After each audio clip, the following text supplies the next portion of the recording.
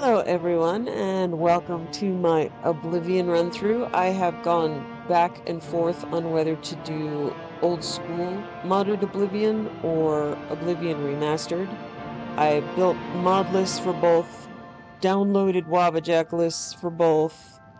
Um, this is what I'm settling on. I'm going with the Remastered, if only because the world itself is really beautiful. There's a lot of content in Oblivion Remastered. I mean, there's a lot of content in vanilla Oblivion, but essentially this is a lore run.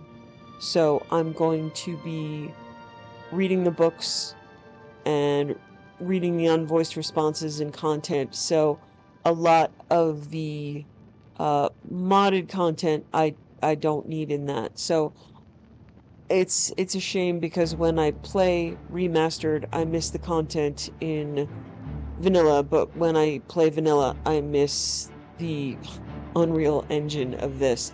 So we're gonna go with Pretty But Dumb. I mean, I have played this game quite a lot, but mostly in vanilla. When it came out in um, Remastered, I played for a little while, but I didn't actually finish it. But I have recorded a lore run for Morrowind, recorded two lore runs for Skyrim, one that has commentary and one that is really all AI voiced, and character voiced with me just reading books. So here I will have commentary, I will be reading the books, but it is essentially for the lore so that I get all of the, you know, lore in context. I Since I have mods that add books, I'm not necessarily going to know which book belongs to which game, but I have played a ton. A lot of this will come back to me because I played it a lot when it first came out, but mostly I got I didn't want to finish the main quest because I got sick of closing Oblivion gates, but I dearly enjoyed running around picking flowers and doing alchemy. Okay, here we go. I was born 87 years ago. For 65 years, I've ruled as Tamriel's emperor. But for all these years, I've never been the ruler of my own dreams. I have seen the gates of Oblivion, beyond which no waking eye may see. Behold, in darkness, a doom sweeps the land.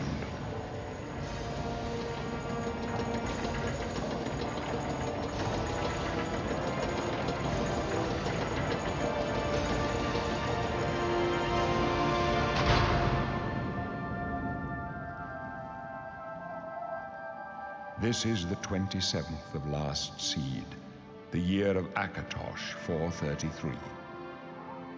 These are the closing days of the Third Era and the final hours of my life.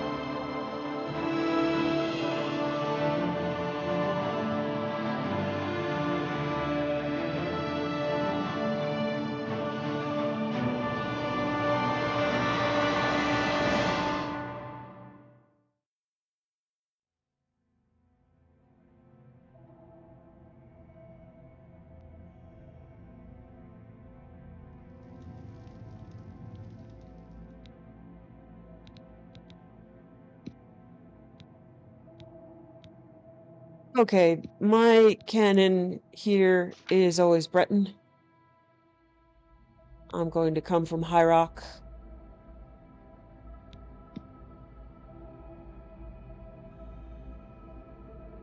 Okay.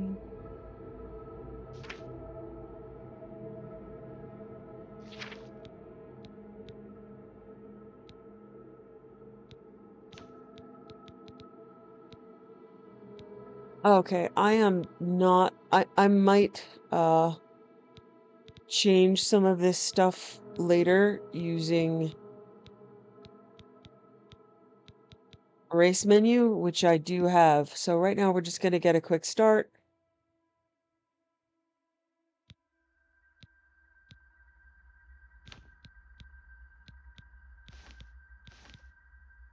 I'll probably cut out a bit of the character creation.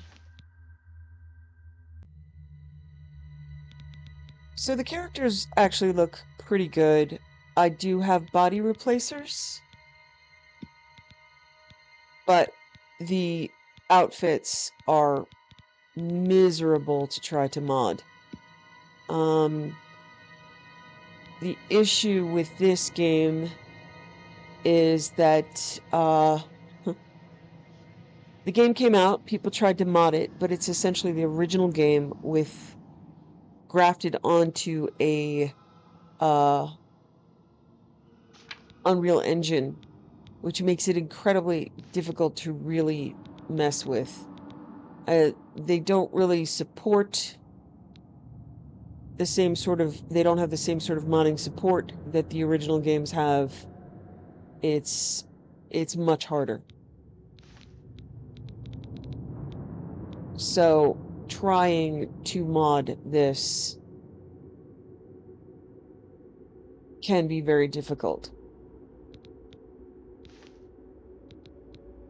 I do have a few mods to make things look pretty much, somewhat better. And then beyond that, and then the bodies look better. Okay.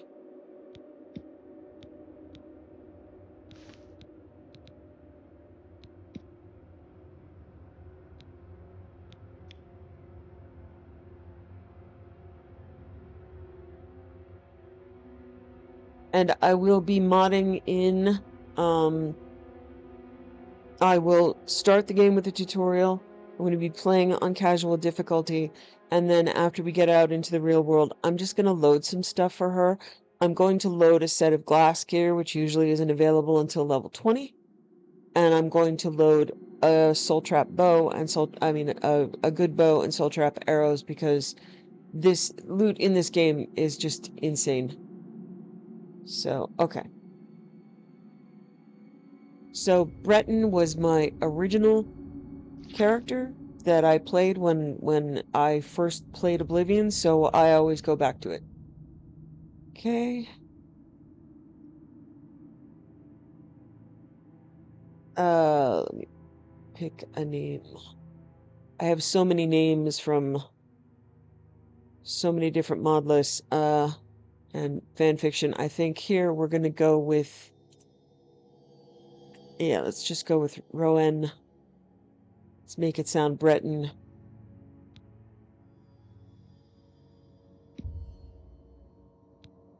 Okay.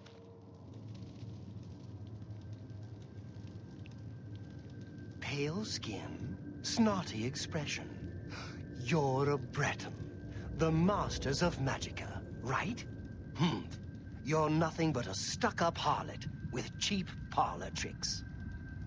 Go ahead, try your magicka in here. Let's see you make those bars disappear. No? What's the matter? Not so powerful now, are you, Breton? You're not leaving this prison till they throw your body in the lake. Oh, that's right. You're going to die in here, Breton. You're going to die. Hey, you hear that? The guards are coming. For you. Boris, lock that door behind us. Yes, sir. My sons. They're dead, aren't they? We don't know that, sire. The messenger only said they were attacked. No, they're dead. I know it. What's this prisoner doing here? This cell is supposed to be off limits. Usual mix-up with the watch. Never mind. Get that gate open. Stand back, prisoner. We won't hesitate to kill you if you get in our way. No sign of pursuit, sir. Stay put, Good. prisoner. Let's go. We're not out of this yet. You. I've seen you. Let me see your face. You are the one from my dreams. Then the stars were right. And this is the day. Gods give me strength. What's going on? Assassins attacked my sons, and I am next. My blades are leading me out of the city along a secret escape route. By chance, the entrance to that escape route leads through your cell. Who are you? I am your emperor, Uriel Septim. By the grace of the gods, I serve Tamriel as her ruler. You are a citizen of Tamriel, and you too shall serve her in your own way. Why am I in jail? Perhaps the gods have placed you here so that we may meet. As for what you have done, it does not matter. That is not what you will be remembered for. What should I do? You will find your own path. Take care. There will be blood and death before the end. Please, sire, we must keep moving.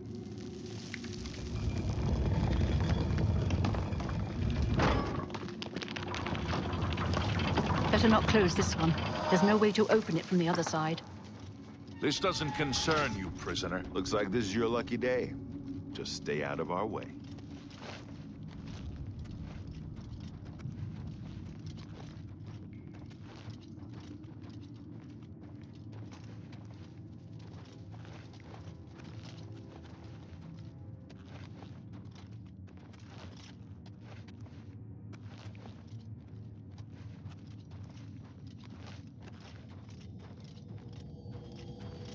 Stand aside, prisoner. Close up left. Protect the Emperor. The captain's down. I fought mud crabs more fearsome For than the you. Emperor! Oblivion take you! Down. Are you all right? Captain, she's dead.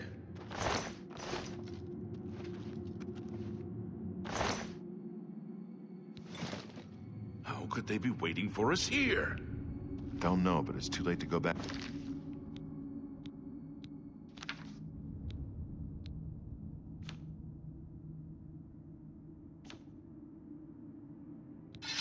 Like now. Don't worry, sire. We will get you out of here. They won't be the first to underestimate the Blades. I'll take point. Let's move. You stay here, prisoner. Don't try to follow us.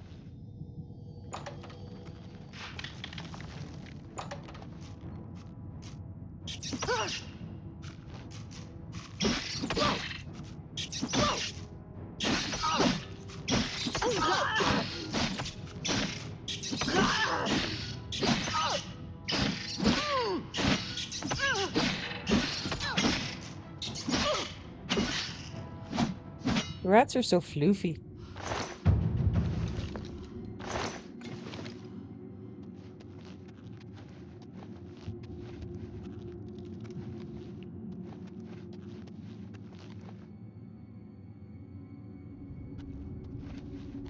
Okay. All right.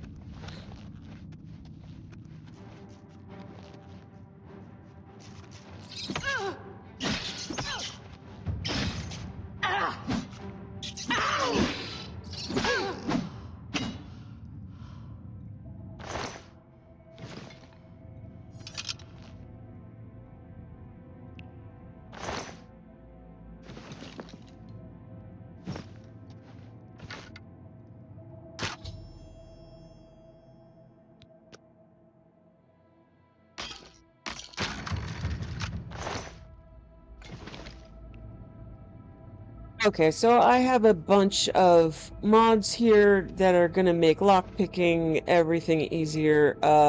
You see I can carry 1500. I'm not gonna be messing much with gear in this.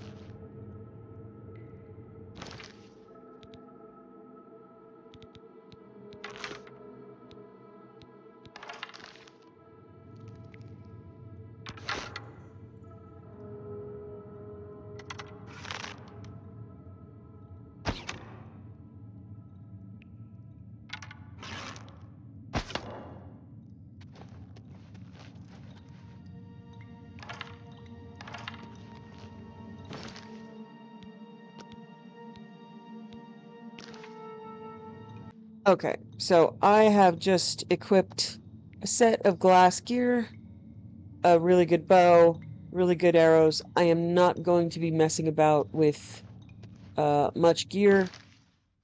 The reason why I'm doing this is modded outfits are very, are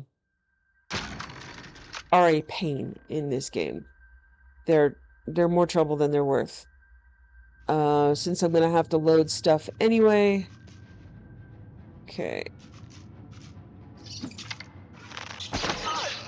Okay. That's good. Gear is also really wonky, and it will drop according to your level. So if you get something, if you do a really good quest at like level 3, that item is going to suck. So, I'm just going to equip this and be done. A lot of the gear in the game looks really bad on women. Glass is about the thing that allows me to look not like a murder hobo. Okay, magic, clairvoyance. Alright, so that will show me my quest objective. It is very nice that they added clairvoyance into this game. So I am going to stealth. So here you see a modded mini map.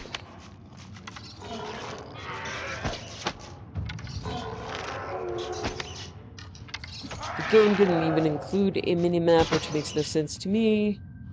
But you know, they didn't ask if it made any sense to me.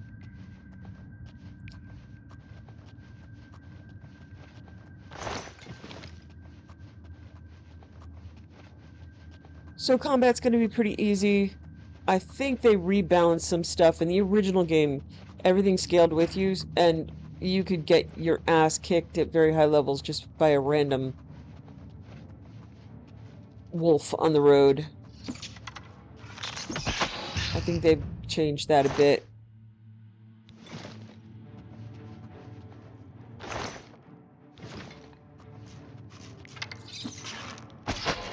I did look into some of the like survival or camping mods, which is something I usually do. I have it in my Morrowind run through, I have it in my Skyrim run through. It really didn't work well for me. So I don't have any sort of roleplay mod like that. They do have the mods, but they are not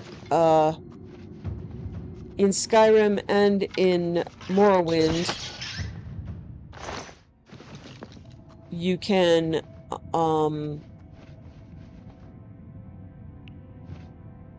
tie those mods into your crafting, since there is no crafting in this game, and the addition of crafting can make the game very buggy. You know, there's alchemy, but you can't really yeah, it just doesn't work. So I tried tents, and I do have a couple of homes, one extraordinarily extravagant home. So essentially I've also added in Morrowind type mark and recall. I won't be using that a ton, but I will be using that just to get home. Home will now not be for any sort of roleplay purpose. It will just be a place to keep my stuff and a place to read in peace.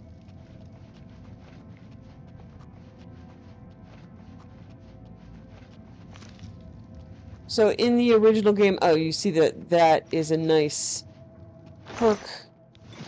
I will auto loot any flowers or plants. I do very much enjoy alchemy. Loved it in the original game. That's pretty much all I did. It was alchemy.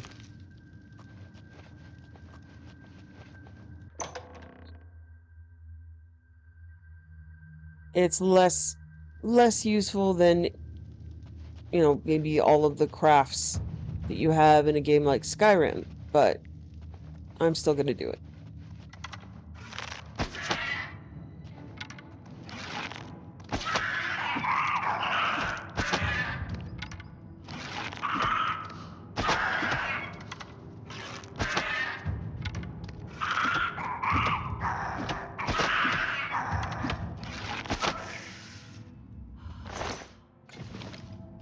I also am not going to really screw around with lockpicks. I don't enjoy the lockpick mini game. I have done it to death. So I'm mostly just going to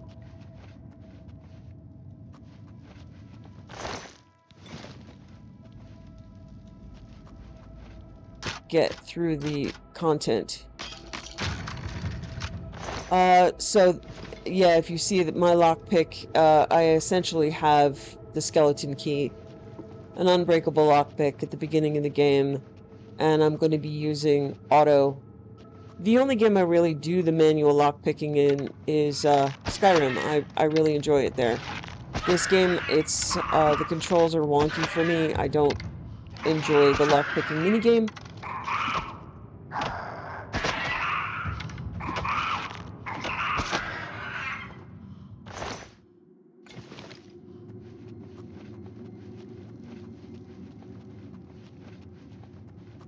Boy, does it look pretty.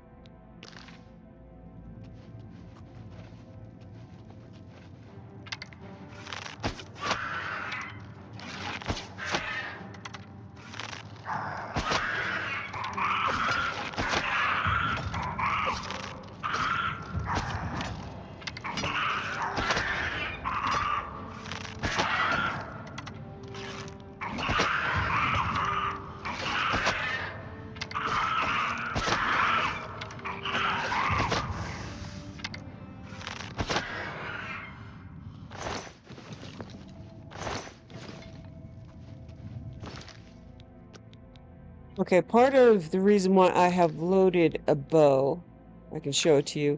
Hatred Soul's arrow do soul trap. Hatred Soul has fire damage and drain speed. You can't actually have a... They shortchanged archery so much in the original, so you couldn't put soul trap on a weapon, so I'm gonna load these arrows. They're insanely expensive, but I don't want to live without soul trap.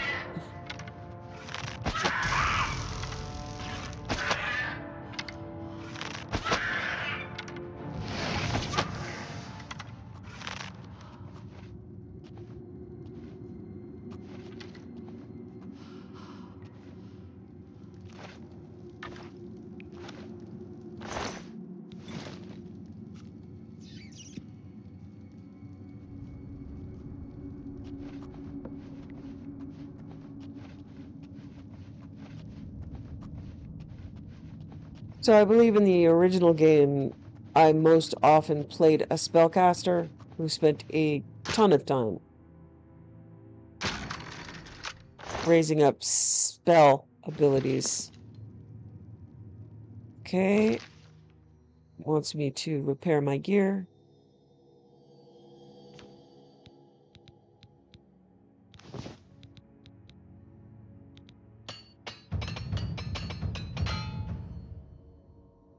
So, I'm out of it already. Okay. So, although these mechanics are classic, this is not to say that they're fun. I don't enjoy repairing gear. They took that out by Skyrim for good reasons. But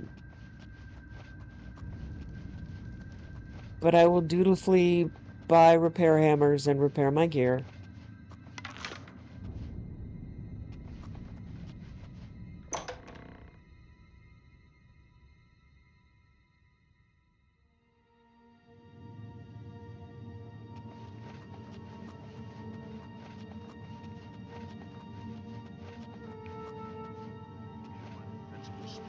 Protect the Emperor until help arrives. Help? What makes you think help will get here before more of those bastards? Here they come We again! need to get the Emperor out of here. Oblivion take you! You won't! You die! Take you! You thought we'd go down easy? Oh! Damn it, it's that prisoner again. Kill her. She might be working with the assassins. No, she is not one of them. She can help us. She must help us. As you wish, sire. Come close.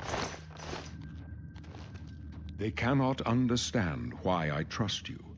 They've not seen what I've seen. How can I explain?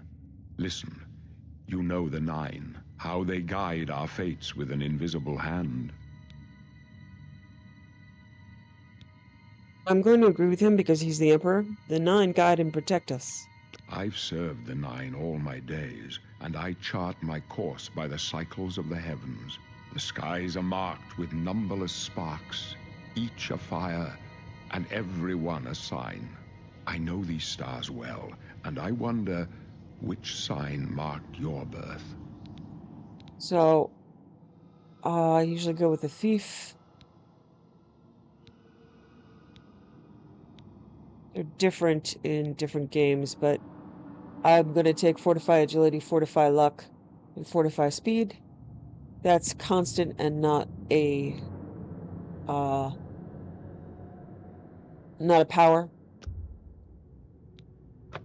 The signs I read show the end of my path.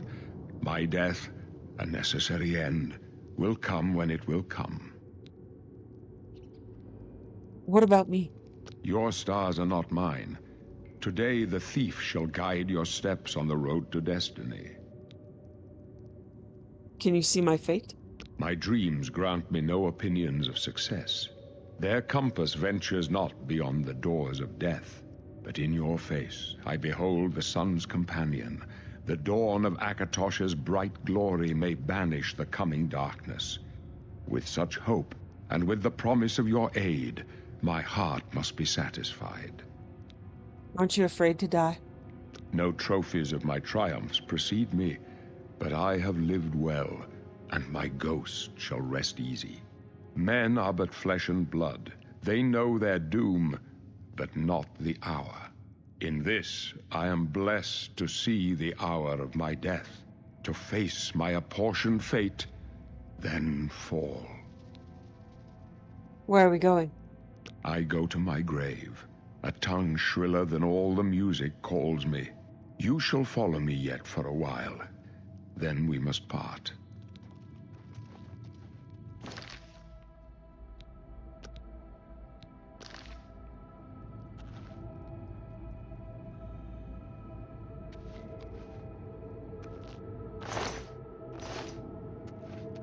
You may as well make yourself useful. Here, carry this torch and stick close. What about the blades? We're the Emperor's bodyguards. Our job is to get him out of situations like this. Although I admit, things are not going according to plan. Uriel Septum. My job is to make sure the Emperor gets out of here alive, and I intend to do it. Stick close and let us do our job, and you'll be all right.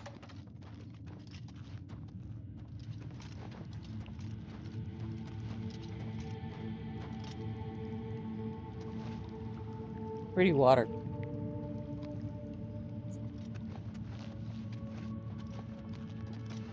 Watch your back, Boris. Protect the Emperor!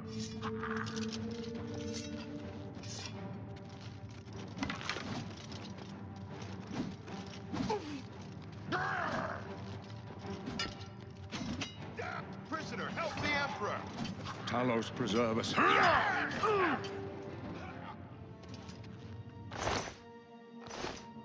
They don't even have any potions. They're mean. Thankfully, I don't need them.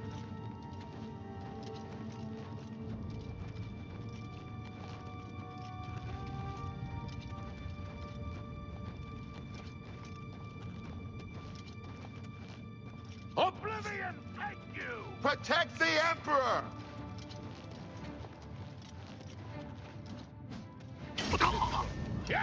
So I'm at more risk of hitting the You thought blades. we'd go down easy? Everybody moves so fast that I'm very likely Take them down! to hit a blades and get them very angry at me. Thank you! Protect the Emperor!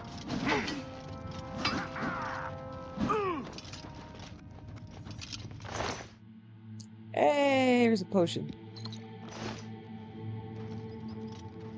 So I'm not actually hitting anything because if I try, very likely I'm going to shoot Boris in the ass with my arrow, and then they're going to be sure that I'm it.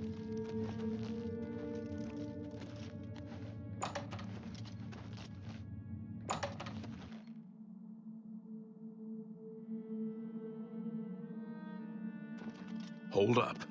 I don't like this. Let me take a look.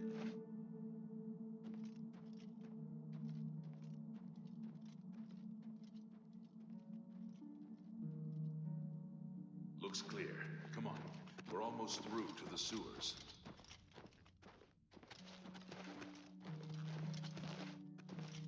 So if I try to sneak through here and then I walk up close to Boris, he's going to think I'm trying to pickpocket him. So I'm not sneaking. Damn it! The gate is barred from the other side. A trap! What about that side passage back there? Worth a try. Let's go.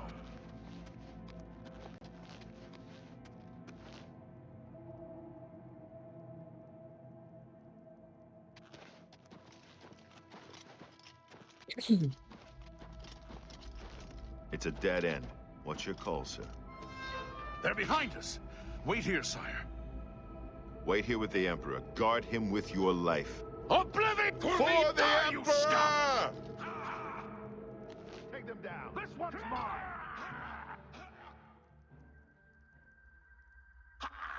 Watch your back, Boris. I'm just warming up, you pathetic worm!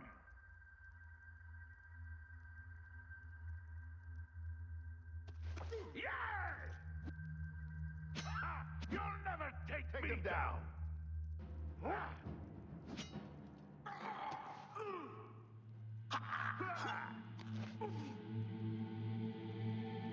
I can go no further. You alone must stand against the Prince of Destruction and his mortal servants.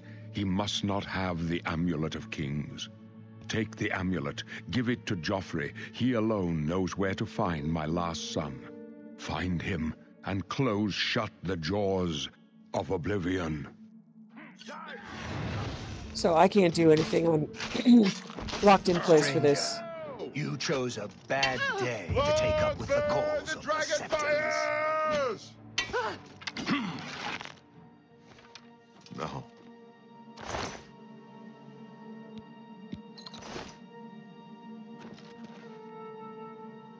We failed. I failed.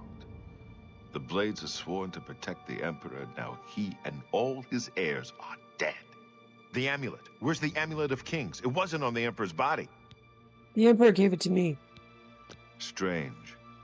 He saw something in you. Trusted you. They say it's the dragon blood that flows through the veins of every Septon. They see more than lesser men. The Amulet of Kings is a sacred symbol of the Empire. Most people think of the red dragon crown, but that's just jewelry. The amulet has power. Only a true heir of the blood can wear it, they say. He must have given it to you for a reason. Did he say why? I must take it to Joffrey. Joffrey? He said that? Why? There's another heir. Nothing I ever heard about. But Joffrey would be the one to know. He's the Grand Master of my order. Although you may not think so to meet him, he lives quietly as a monk at Waynon Priory, near the city of Coral. How do I get there? First, you need to get out of here. Through that door must be the entrance to the sewers, past the locked gate. That's where we were heading. It's a secret way out of the Imperial City. Or it was supposed to be secret. Here, you'll need this key for the last door into the sewers. Sewers? There are rats and goblins down there. But from what I've seen of you, I'm guessing you're an experienced agent. Am I right?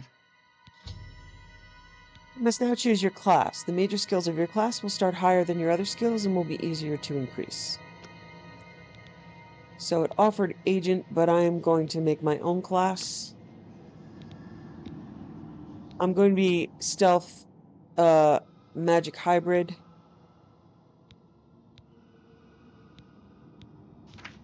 I'm going to go with intelligence and agility. So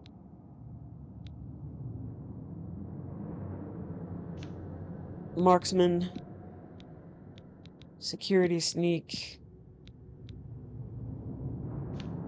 alchemy.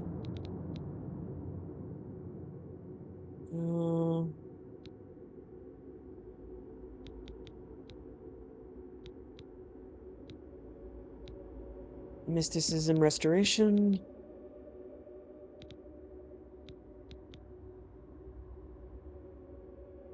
Okay. Alteration. So pretty much half and half.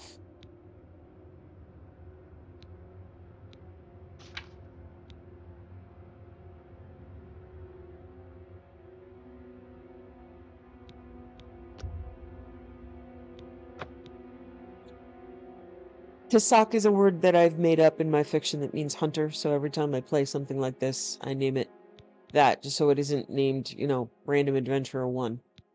Okay. I wasn't far off. In any case, rats and goblins won't give you any trouble. After the sewers, then what? You must get the amulet to Joffrey. Take no chances, but proceed to Waynon Priory immediately. Got it? Yes, I understand. Good. The Emperor's trust was well placed. What about you? What will you do? I'll stay here to guard the Emperor's body, and make sure no one follows you. You'd better get moving. May Talos guide you. By the way, thanks for recovering Captain Renault's sword. I'll see that it is given a place of honor in the halls of the Blades.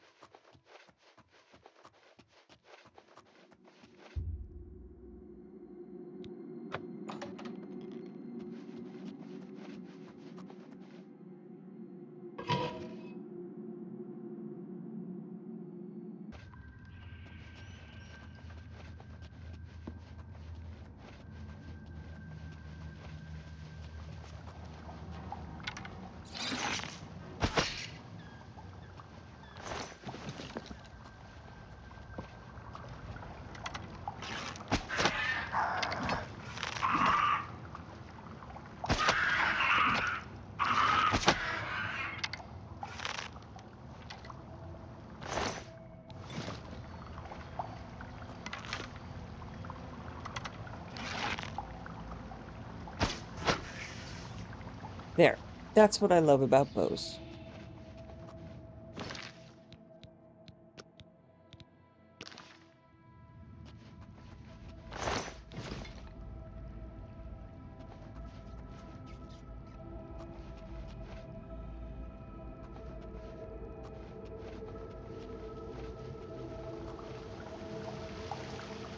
Nasty.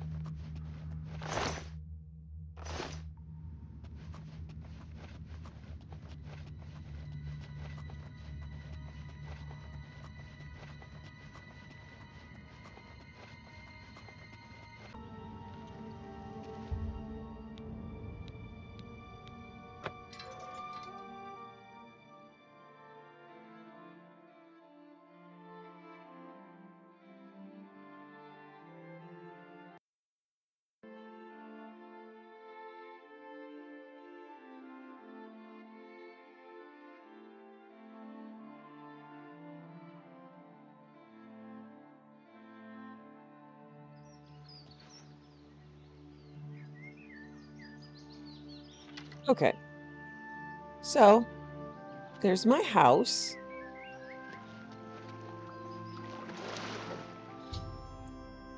The red arrow on your compass shows the direction of Wayne and Priory. You can walk there by following your compass or open your world map to travel there directly. Or you can set off in any direction and begin exploring the world at your own. On your own. Good luck.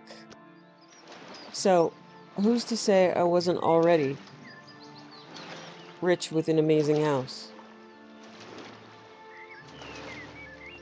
Put in jail because people are jealous.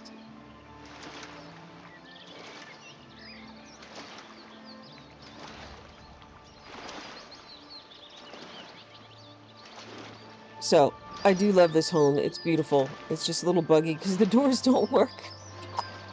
You'll end up underwater, but I can adapt to that. I can swim to shore. Okay, Mudcrab wants to start something, right?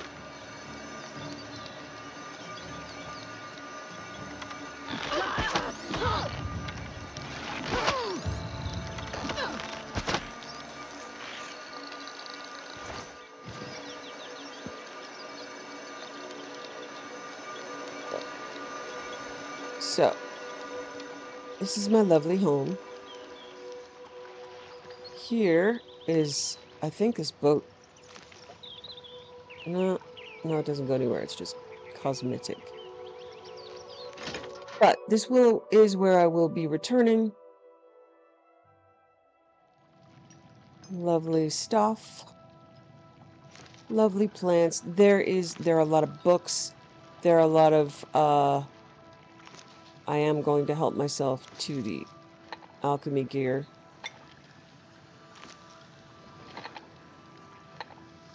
So, as you can see, the books here all glow when I haven't read them. So in the library, you can see everything is purple. I'm not going to be picking up every book in here. I'm going to try to find most of them in the world. And then slowly they will lose their glamour. But I will be reading books at the end of the session. Here is an altar of enchanting, altar of spell making, so I've got it pretty good.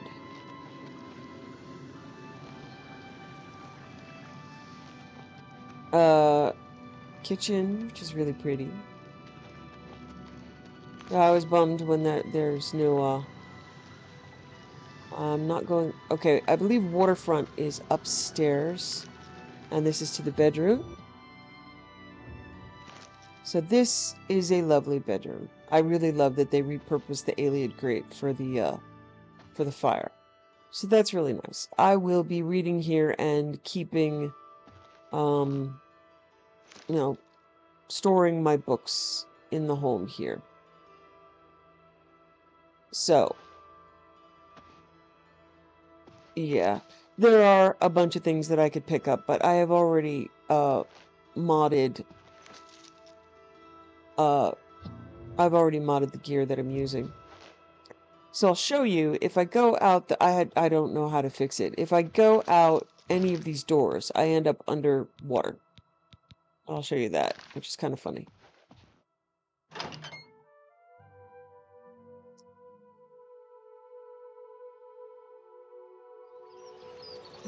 Oh my god.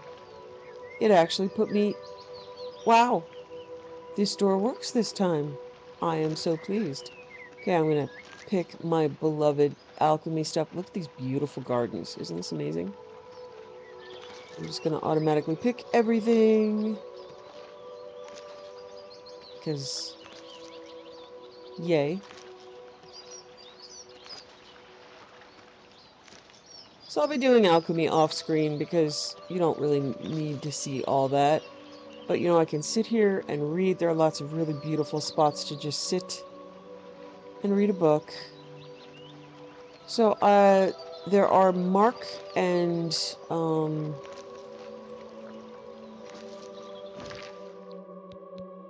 I have to go get the mark and recall spells, and then I will just mark here. Oh, I'm so happy my doors work. That's nice.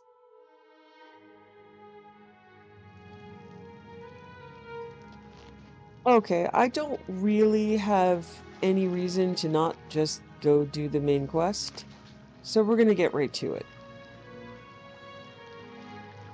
Let's see if I can actually walk outside and I'm on a bridge. That would be cool.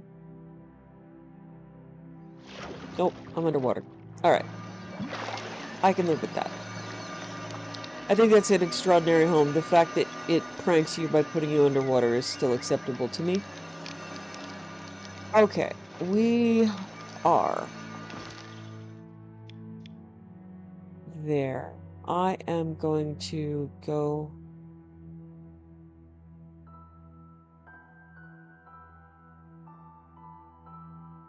pick up my puppy.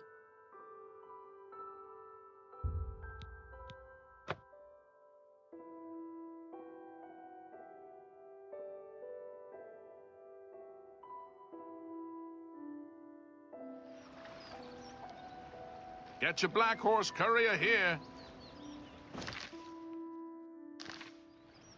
Oh, onerous personal space.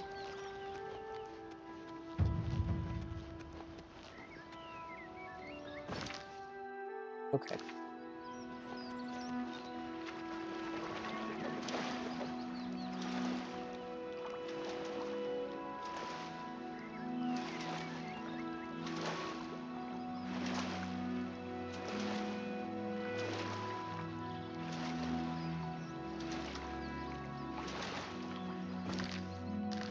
I believe it's here-ish. If it isn't here-ish, it's somewhere else-ish.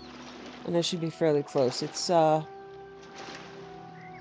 near the Clavicus Vial Shrine.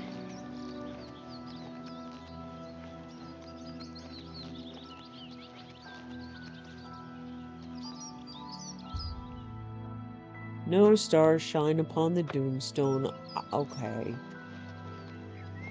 Look at how beautiful. I think it's over here, potentially. Yeah, I was really bummed at losing all of the content from the modded original game, but boy, is this pretty.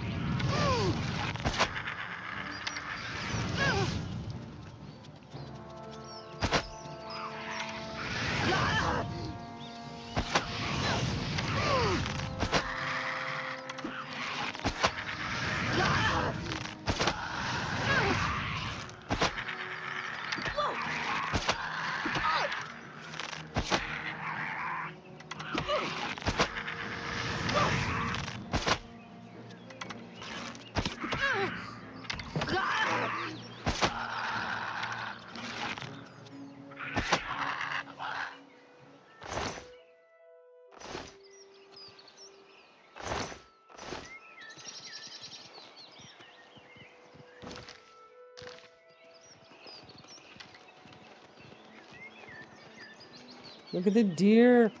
Oh, oh.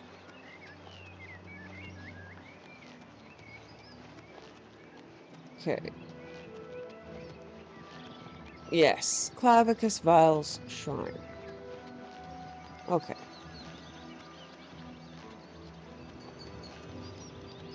I remembered.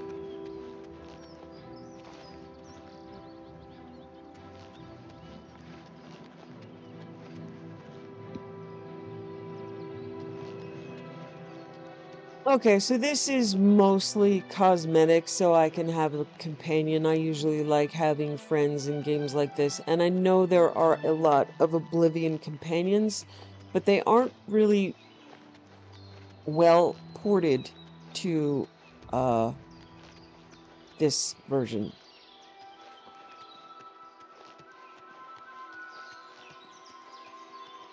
And again, this poor little fragile baby.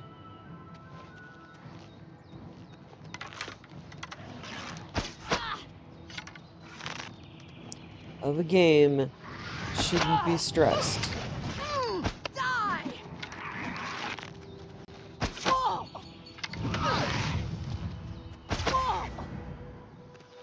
Yeah, so always go after the thing that conjures the thing.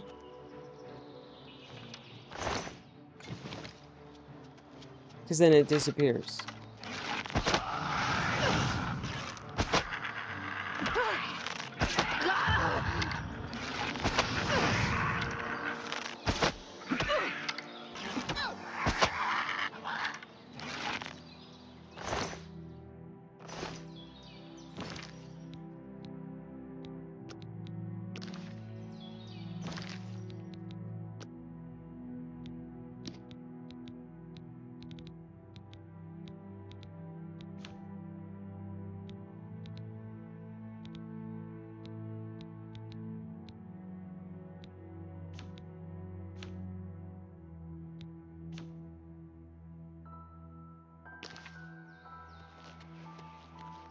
So Clancy is very simple.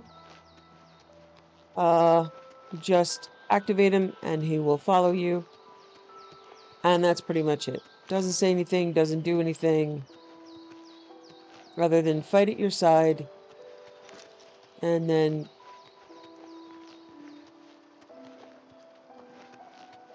if he's essential, he won't die.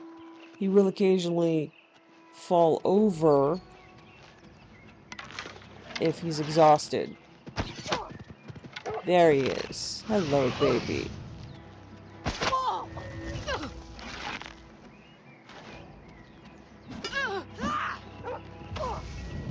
Good job, puppy. So all I do is activate him.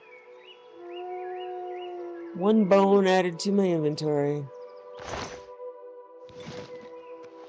And now he'll follow me. That's really all I need for my life. Okay. I have my puppy. I have my gear. And this is his hapless owner.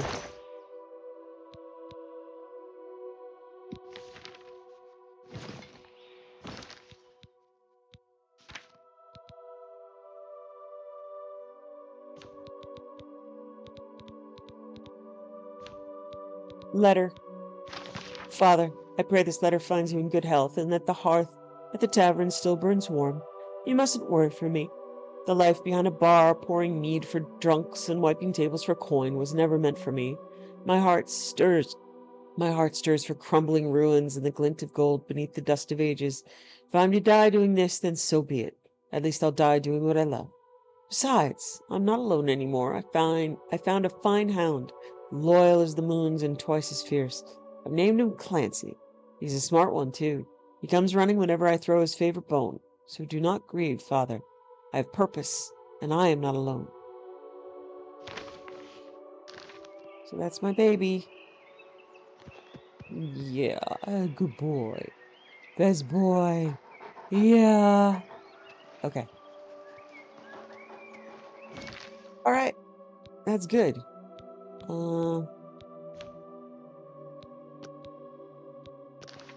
So, I have everything I need for the rest of the game, mostly. All right.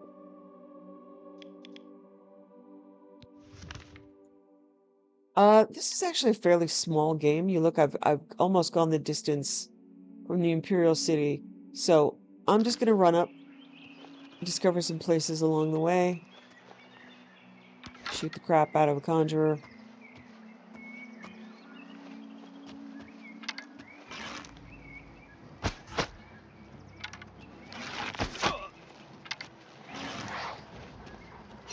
Die!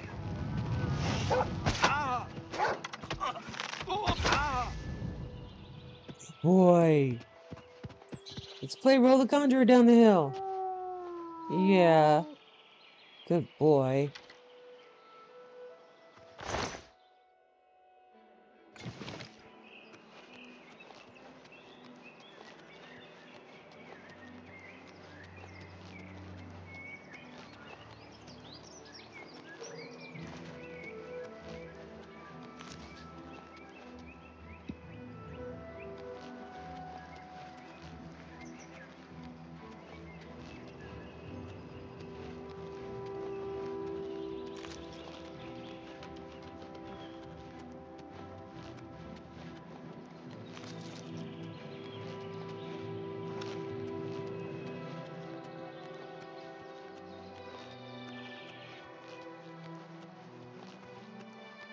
Now, when this game came out, I was so in love. It was the coolest thing that had existed up to that point in time. And I did this. Start a new game, pick every herb in existence,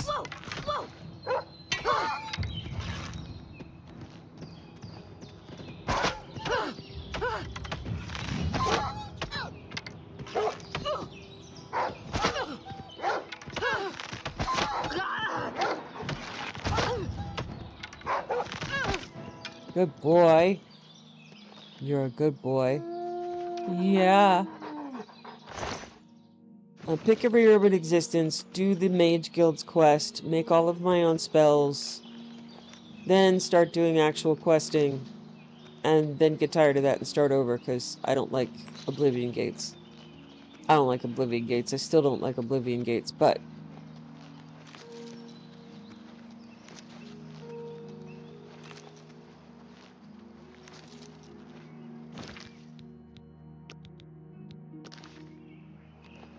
oh well. Oh, can I? Oh, character. Ah, what does that mean? Level up? Ah, to level, take a rest. Okay.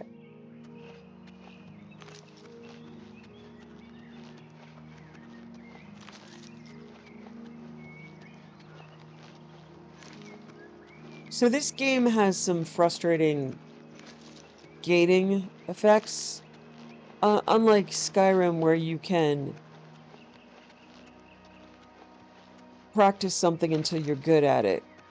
Here, if you suck at something, it's going to be very hard to raise your level without training. So I've spent a lot of time in this game just standing in a room and can summon creatures and then beat them up, raise your summoning and fighting skills, but I'm really not going to be doing that, which is why we loaded stuff to begin with. I will be competent at what I do, and I will get better at it as time goes by, and it won't take hours of grinding skills, which is really what's required in vanilla.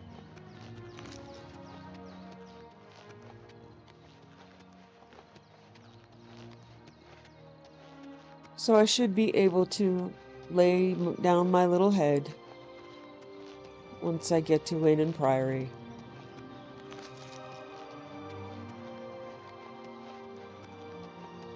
Look at how beautiful that is. Isn't that beautiful, baby? Isn't it? Clancy definitely appreciates the landscape. Right? Right. I've arrived at Wayne Priory. Now I must take the Amulet of Kings to Joffrey. I also don't use horses in this game. Horses are a possibility, but I just find them annoying. So, I don't. Welcome. Have you seen Glistel and Melintus Ancrus together? Isn't it awful? I don't see a problem with those two. It's a bit odd, but that's their business. Goodbye. Okay, I'm gonna try to read this without stealing it. Yes? Can I help you? I must speak to Joffrey. He's upstairs. Go ahead. Black Horse Courier, Special Edition. Emperor and heirs assassinated. Elder Council named as regents. Emperor Uriel Septim VII is dead at the age of 87, having ruled Tamriel for 65 years. He was killed by assassins unknown. At the same time, in separate locations, the late Emperor's 3 sons and heirs, Crown Prince Geldal, 56, Prince Enman, 55, Prince Abel, 53, were slain by other assassins. An investigation into the identity and motive of the assassins is underway, but the Elder Council, Imperial Guard, and Blades Guard have forbidden the publication of reports and rumors concerning the events until further notice. By ancient precedent, the Elder Council rules the Empire until a new emperor is crowned. No direct heirs survive, and the Council has proposed and the council has proposed no list of candidates.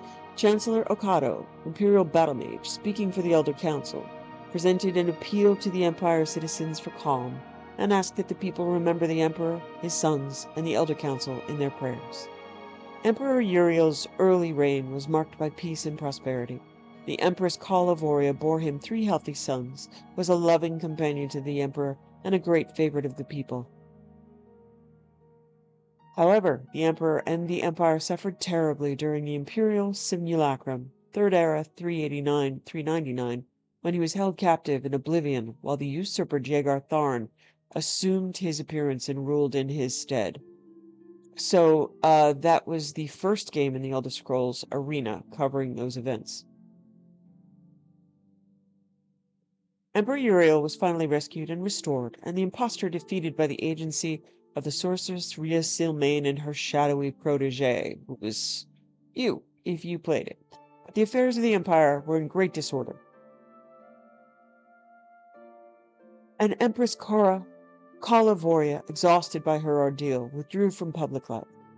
The decades following the Restoration were once again peaceful and prosperous, but increasing political tensions among the petty states of northwest Tamriel finally erupted in the wars of the Iliac Bay, resulting in the establishment of the modern borders of Daggerfall, Sentinel, Wayrest, and Orsinium, culminating with the remarkable events associated with the Warp in the West. Warp in the West is a retcon that they needed to do after it was possible to save Tamriel from multiple places in the world. So you can't say it was saved, like here. You can't say it was saved in Coral or the Imperial City. It was theoretically saved everywhere all at once through canon.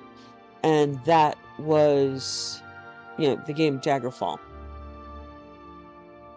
The latter years of the Emperor's reign have seen a flourishing of Imperial influence in the province, and with the fortunate resolution of the religious wars and the Vardenfell crisis, with the wise and firm guidance of King Helseth and his mother, Queen Barensiah, an extension of high Imperial culture even into the more remote parts of Morrowind. The Emperor's murder, and the murder of his 3 sons, is a terrible crime, and a great tragedy for the Empire. Battle Mage Okado assures us that all the resources of the Elder Council, the Legions, the Guard, the Arcane University, and the Imperial Battle College are being employed to bring the assassins to justice. But, in the meantime, the greatest tribute we citizens can offer to the memory of our beloved Emperor is to go earnestly and diligently about our daily affairs, honoring the life of the great empire he loved so much and served so faithfully for so long. Okay. So, I have mods that will say, yes, I read that. It's read, which is nice. The other one, so this other book will not say read, because I haven't read anything. Oh, it won't let me highlight it. Yeah, Life of Uriel the Septim the 7th. Short Life of Uriel Septim the 7th by Rufus Hayne. 3E 368 389. Strategist and conciliator.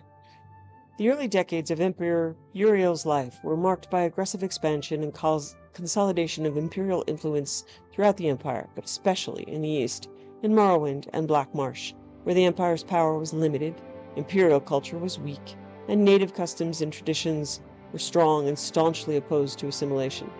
During this period, Uriel greatly benefited from the arcane support and shrewd counsel of his close advisor, the Imperial Battle Mage Jagar Tharn. The story of Uriel's marriage to the Princess Calavoria is less happy tale.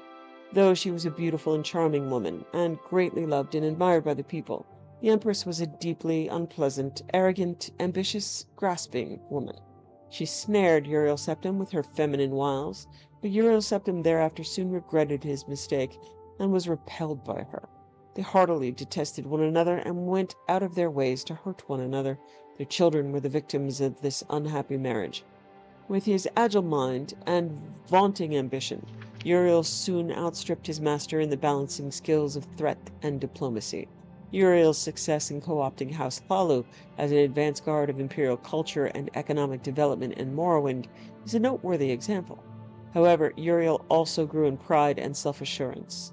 Jaegar Tharn fed Uriel's pride, and hiding behind the mask of an outpaced former Master Counselor, Tharn purchased the complete trust that led finally to Uriel's betrayal and imprisonment in Oblivion and Tharn's secret usurpation of the Imperial throne. 3E 389-399. Betrayed and imprisoned. Little is known of Uriel's experience while trapped in Oblivion. He says he remembers nothing but an endless sequence of waking and sleeping nightmares. He says he believed himself to be dreaming, and had no notion of passage of time. Publicly, he long claimed to have no memory of the dreams and nightmares of his imprisonment, but from time to time, during the interviews with the Emperor that formed the basis of this biography, he would relate details of nightmares he had, and would describe them as similar to the nightmares he had when he was imprisoned in Oblivion. He seemed not so much unwilling as incapable of describing the experience, but it is clear that the experience changed him. In 3E 389, he was a young man, full of pride, energy, and ambition. During the Restoration, after his rescue and return to the throne, he was an old man, grave, patient, and cautious. He also became conservative and pessimistic, where the policies of his early life were markedly bold, even rash. Uriel accounts for this change as a reaction to and revulsion for the early teachings and counsel of Jaegar Tharn. However, Uriel's exile in Oblivion also clearly drained and wasted him in body and spirit, though his mind retained the shrewd cunning and flexibility of his youth. The story of Tharn's magical impersonation of the Emperor, the unmasking of Tharn's imposture by Queen Barensiah, and the roles played by King Idwir, Rhea Silmain, and her champion in assembling the Staff of Chaos, defeating the renegade Imperial battlemage Jaegar Tharn, and restoring Uriel to the throne is treated at length in Stern Gamboge's excellent 3-volume biography of Barensiah. There's no reason to recount that narrative here. Summarized briefly, Jaegar Tharn's neglect and mismanagement of imperial affairs resulted in a steady decline in the Empire's economic prosperity, allowing many petty lords and kings to challenge the authority of the Empire, and permitted strong local rulers in the East and the West to indulge in open warfare over lands and sovereign rights. 3E 399-415. Restoration, the Miracle of Peace, and Vardenfell. During the Restoration, Uriel Septim turned from the aggressive campaign of military intimidation and diplomatic accommodation of his early years, and relied instead on clandestine manipulation of affairs behind the scenes, primarily through the agencies of the various branches of the Blades. A complete assessment of the methods and objectives of this period must wait until after the Emperor's death, when the voluminous diaries archived at his country estate may be opened to the public, but when the Blades no longer need to maintain secrecy to protect the identities of its agents. Two signal achievements of this period point to the efficacy of Uriel's subtle policies. The Miracle of Peace, also popularly known as the Warp in the West, that transformed the Iliac Bay region from a ruly assortment of warring petty kingdoms into the well-ordered and peaceful modern counties of Hammerfell, Sentinel, Wayrest, and Orsinium, and the colonization of Vardenfell, presided over by the skillful machinations of King Helseth of Morrowind and Lady Barensiah, the Queen Mother, which brought Morrowind more closely into the sphere of imperial influence. 3E 415-430. The Golden Peace, King Helseth's court, and the Nine in the East. Following the Miracle of Peace, best described in Per Vertenson's Daggerfall, A Modern History, the Empire entered a period of peace and prosperity comparable to the early years of Uriel's reign. With the Imperial heartland in the West solidly integrated into the Empire, Uriel was able to turn his full attention to the East, to Morrowind, exploiting conflicts at the heart of Morrowind's monolithic tribunal religion and the long-established Great House system of government, and taking advantage of the terrible threat the corrupted divine beings at the heart of the tribunal religion presented to the growing colonies on Vardenfell. Uriel worked through shadowy agents of the Blades and through the court of King Helseth in Mournhold to shift the center of political power in Morrowind from the Great House councils to Helseth's court, and took advantage of the collapse of the Orthodox tribunal cults to establish the Nine Divines as the dominant faiths in Hlaalu and Vardenfell districts.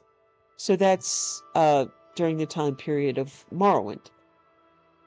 Hasfat and Taulus's treatment of the establishment of the Nine in the East in his 4-volume Life and Times of the Nerevarine is comprehensive. However, he fails to resolve the central mystery of this period. How much did Uriel know about the prophecies of the Nerevarine, and how did he learn of their significance? The definitive resolution of this and the other mysteries must wait.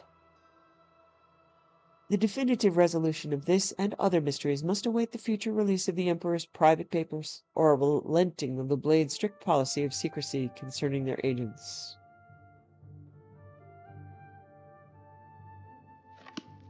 Okay, so you see the book now fades from sparkly purple to not sparkly purple.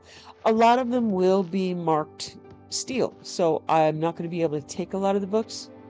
And I think I'm just going to, if I can, hang out, read books, and slowly collect them. And I do have a mod that will tell me if it's been collected.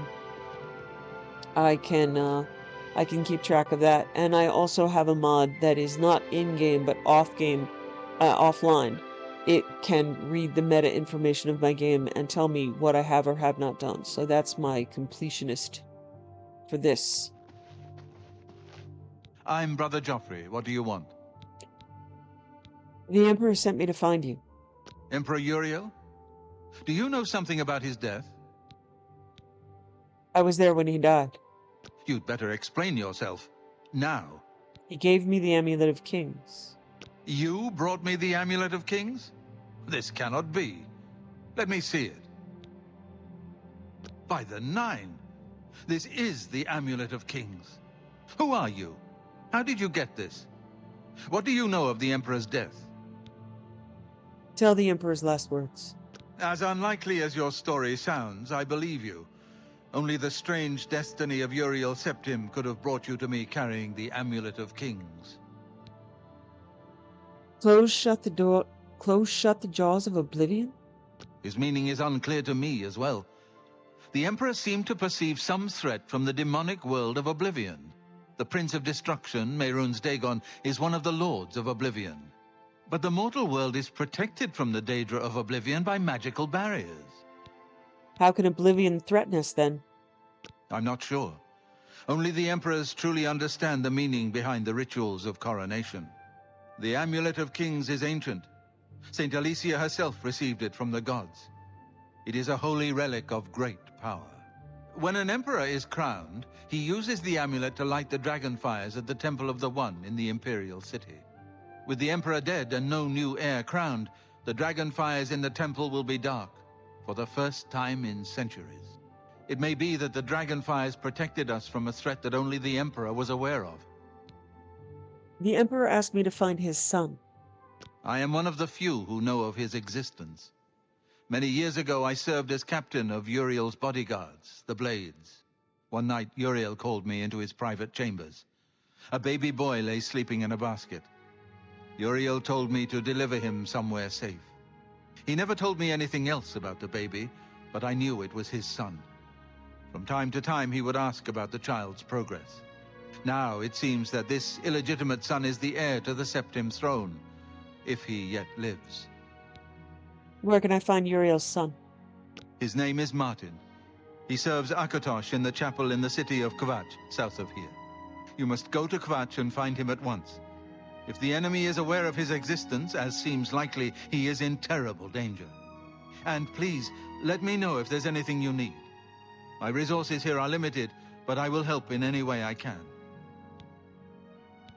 Ask about the Amulet of Kings. It will be safest here with me. When you return with Martin, we will figure out our next move. Ask about assistance. I keep a few things here in my chest to resupply traveling blades. Help yourself to whatever you need.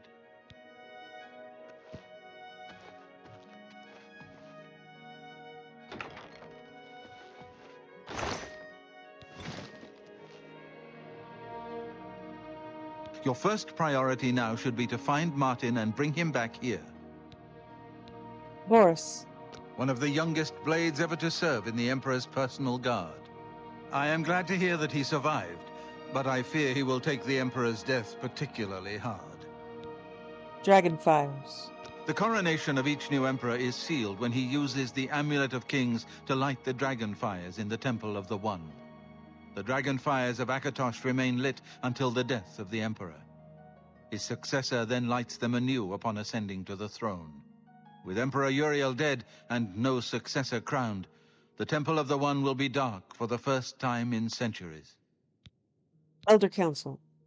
The Elder Council rules in the Emperor's absence by ancient tradition. Chancellor Akato heads the Elder Council and is the closest thing the Empire has to a leader right now. But the Blades answer only to the Emperor, of course. We are not an arm of the government. Martin. He is a priest in the chapel of Akatosh in Kvatch. He never knew that he was Uriel Septim's son. You need to find him at once and bring him safely back here. Melvin Stegon.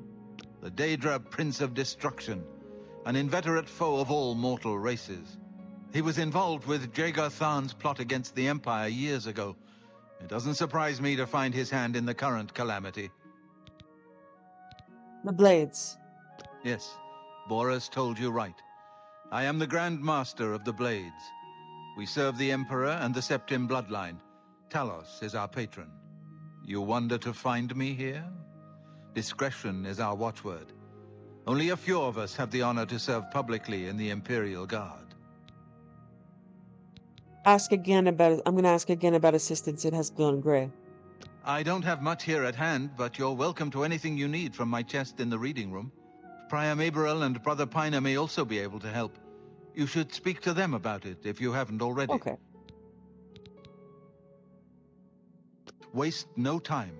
You must find Martin before the enemy does.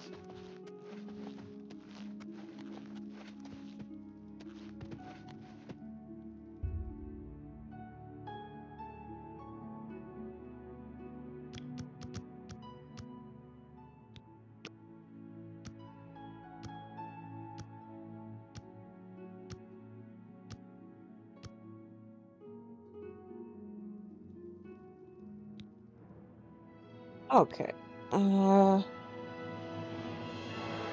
So, yeah, I'm going to keep going on agility and intelligence.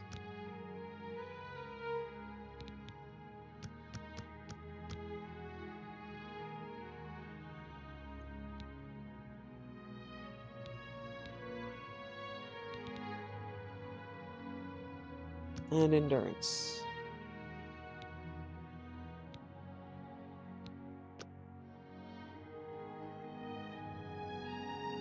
Okay.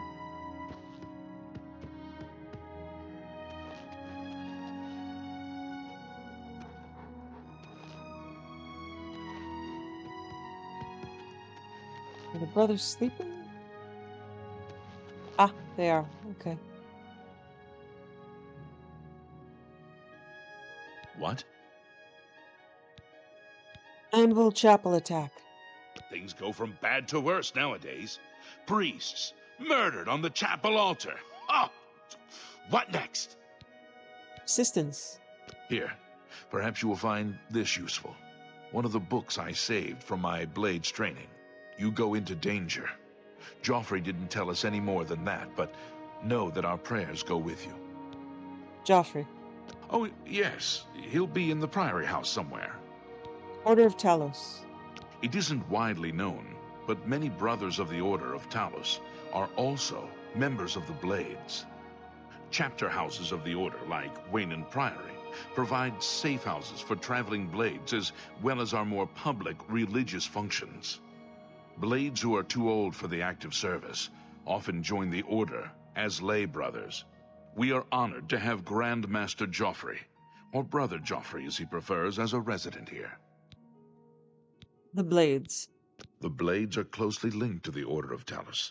We both serve Talos, of course, and many of our brothers are former Blades. I myself was training as a Blade when I received the call to serve Talos in a different way. Farewell.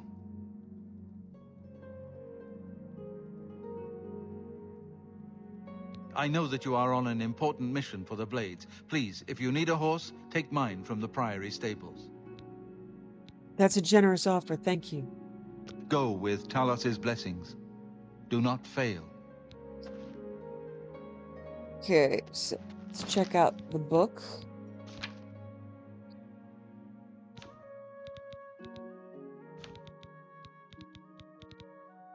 The Warp in the West.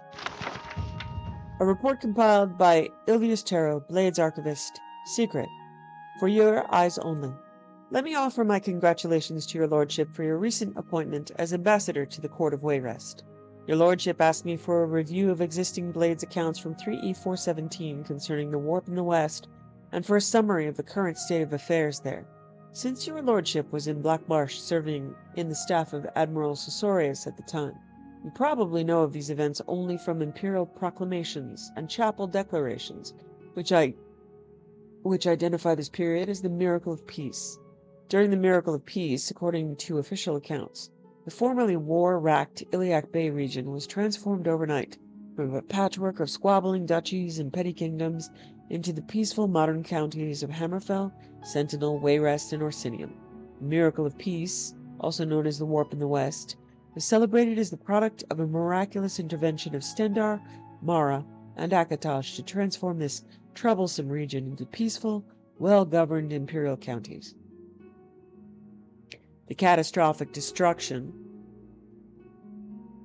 of landscape and property and the large loss of life attendant upon this miracle is understood to have been tragic and beyond mortal comprehension. Inasmuch as this account confirms and validates the current borders of these counties and identifies the rulers and boundaries of these counties as ordained by the Nine, the Miracle of Peace serves imperial objectives of peaceful consolidation of ancient petty states and sovereigns into manageable imperial jurisdictions. The other remarkable features of these events, mass disappearances, armies mysteriously transported hundreds of miles or completely annihilated, titanic storms and celestial phenomena, apparent local discontinuities of time, fit comfortably into the notion that these events are part of a vast, mysterious divine intervention. However, this is only the public account of these events, and as you may suspect, it conflicts with many other accounts. In short, while this explanation suits imperial policy, it has little historical validity. Your lordship should know that the Blades have concluded there is no plausible historical account of these events, and despairs that a plausible historical account shall ever be produced. The Blades have concluded that a miracle occurred. Insofar as the events are inexplicable, the Blades strongly doubt the miracle was of divine origin. There is good reason to believe that the ruling families of the 4 modern Iliac Bay counties had forewarning of the event. There is also some evidence that some of the ruling families may have been directly or indirectly responsible for the event. We do not know the exact sequence of actions that produced the event, although we are confident that the totem artifact was involved, and that a Blades agent was involved in employing that artifact. We unfortunately lost contact with that agent immediately after the event. His report might have gone some way to resolving the contradictory, paradoxical accounts of the event. The Blades have on file few reports from agents dating from the Warp in the West period. Most of our agents were lost in the initial dislocations, and others were lost in the confusion after the event. I present a few of these reports to give you a general sense of their limitations, including the report of your diplomatic predecessor, Lord Strail. You will have access to other private and rumored accounts of the period. I believe you will agree that these documents raise more questions than they answer. The report of Hammerfell agent Briarbird. I was on assignment in the Alakir Desert, a few miles south of Bergama on the 9th of Frostfall. I was encamped, as it was still early morning, when I felt the ground shake so violently I was thrown to the ground. Dazed, I was aware of a great roar of a sandstorm, which alarmed me, as I had been on a high dune that had seen nothing like that on the horizon. It was on me before I was even on my knees, burying me in my camp.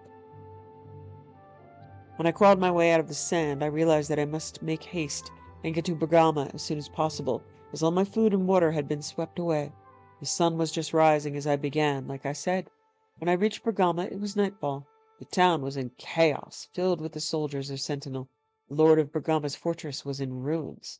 There had been an attack, but no one had seen it, only the invasion that followed it. the soldiers of Queen Akorathi of Sentinel refused to be interviewed about how they had accomplished this sneak attack, but I came to learn that the whole of northern Hammerfell now belonged to them. Even stranger, I discovered that my walk from sunrise to sundown had not taken me not one day, but two. It was now the 11th day of the month, not the 10th. I had lost a day somewhere, and so apparently had everyone else, except Akarithi's soldiers, who somehow were aware of the correct date. I since have concluded that they had received advanced warning, and so were better prepared to deal with the strange confusion of time and dates associated with the warp. The reports of High Rock agent Grey Lady.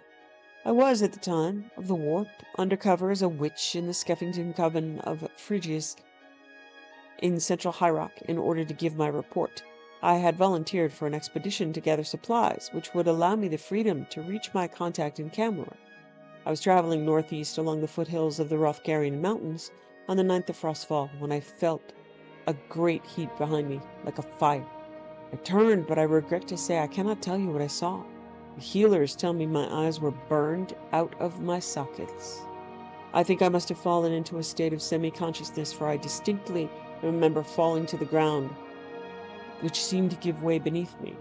Then there was a series of explosions in the distance to the south, and I heard high whistling noise that were getting louder, coming closer. I had my shield with me and fortunately anticipated that volleys of some sort were falling from the sky. Though I could not see them, I could hear them coming from a distance away, and was able to use my shield to block them from striking me. The assault stopped suddenly, and I could smell smoke. I learned later that most of the forest of Ikelan and Phrygius had caught fire, an inferno that started further south in Dania and the Alessian hills. Fortunately, I kept my bearings and moved north, finally reaching a temple in the wilderness where my wounds were healed as well as they could be. It was there I learned that there had been a three-way clash between Daggerfall, Wayrest, and Orsinium not far from where I had been, and that the land midway between their kingdoms had been decimated. The report of Ambassador Lord Nagon Strail.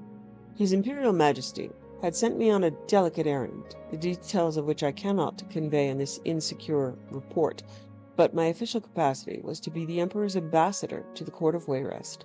From there I was to meet with an old friend, later Lady Bruciana, who was already in the vicinity.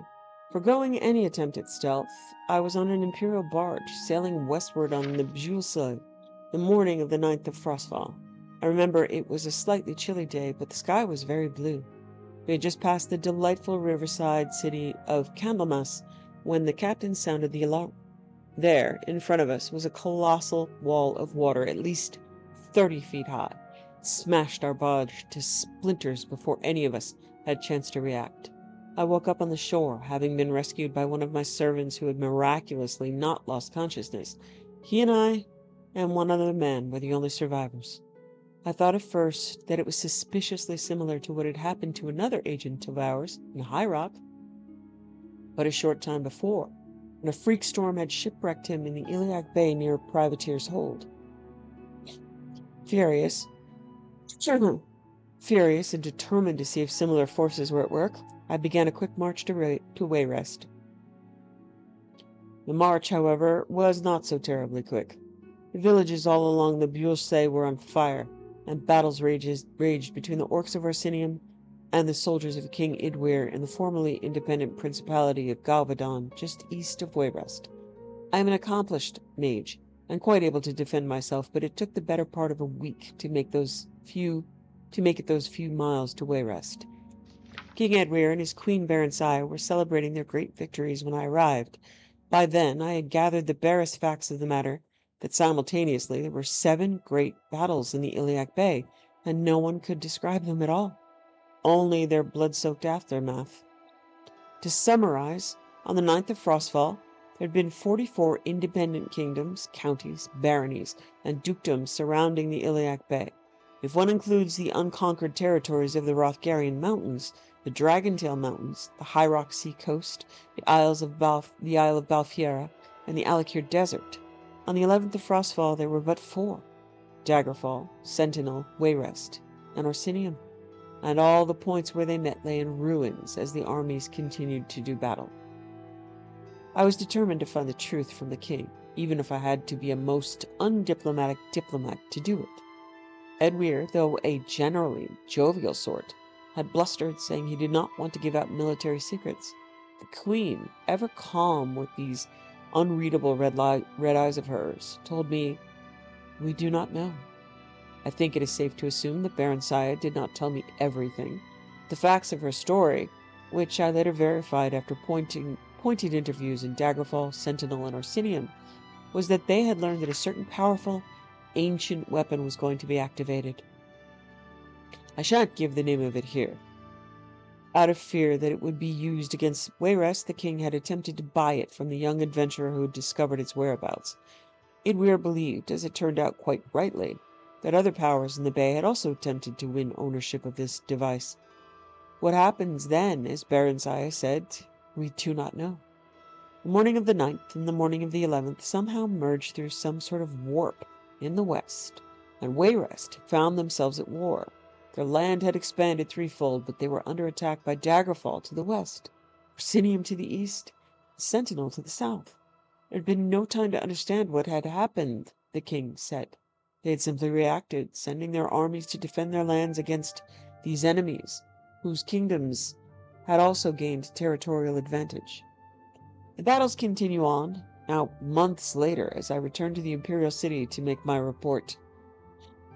What more do I have to say? They are bloody, violent clashes, as is always the case with modern warfare. But I have been to the blackened, desolate no-man's land between the 4 remaining kingdoms. No mortal army caused that devastation. I can say that the force that shook the Iliac Bay on the 10th of Frostfall 3E417 was infinitesimally greater than the power these mighty kingdoms are wielding today. I can say that there were other strange events on that day which kept the kingdoms from breaking free of the Empire, and accomplished likely more besides. And I can say there's nothing left of it. This power, this weapon in the bay, the warp that it created swallowed it up. Current political affairs in the Iliac Bay, almost 20 years have passed, and the region, though transformed, has stabilized. There are no more disputed territories, and the kingdoms of Daggerfall, Wayrest, Sentinel, and Orsinium hold their new borders in relative peace.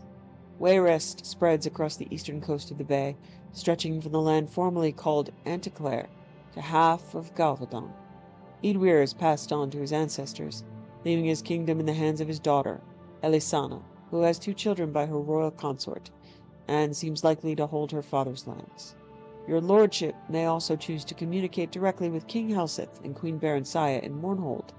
Their primary preoccupations are, of course, with Morrowind's affairs, but they may still have useful observations upon Wayrest's ruling families and political environment that may aid you in your understanding of the court of Queen Elisana.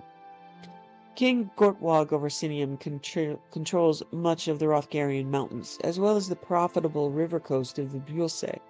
He persists in his demands that Orsinium be recognized as an imperial province separate from High Rock. The Elder Council treats Gortwog as a recognized king and collects taxes directly from Orsinium, but officially, Orsinium remains a county of High Rock, but technically it spans both the provinces of High Rock and Hammerfell. Sentinel has gained the most land, sprawling across the entire southern Iliac Bay from Abiban Gora, beyond the Dragontail Mountains, to the edge of Mornoth, Orsinium's territory. Queen Akarithi, at her death, left her enormous kingdom to her only surviving son, Lotun, who is now surely one of the most powerful kings in Tamriel. Daggerfall is still ruled by the Breton king Gothrid and the Red Guard queen Obik I. Queen Obik. Their land now encompasses all of western High Rock, from the border they share with Wayrest at Anticlair to the east to Ikalan in the north. They have 4 children now and are much beloved in their realm. If there are other repercussions of the mysterious warp in the west, they have not yet come to our attention in the course of 20 years of observation. So that describes the plot of Daggerfall, the game, from an external viewpoint.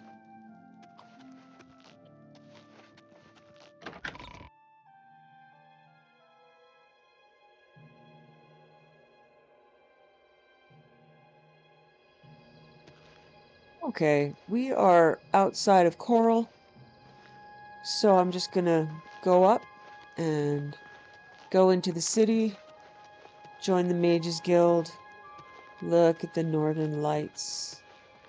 Oh, it's so pretty. Isn't it pretty, baby? Come on, honey.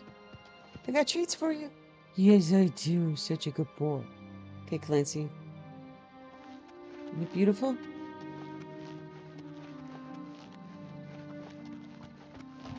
How do you do?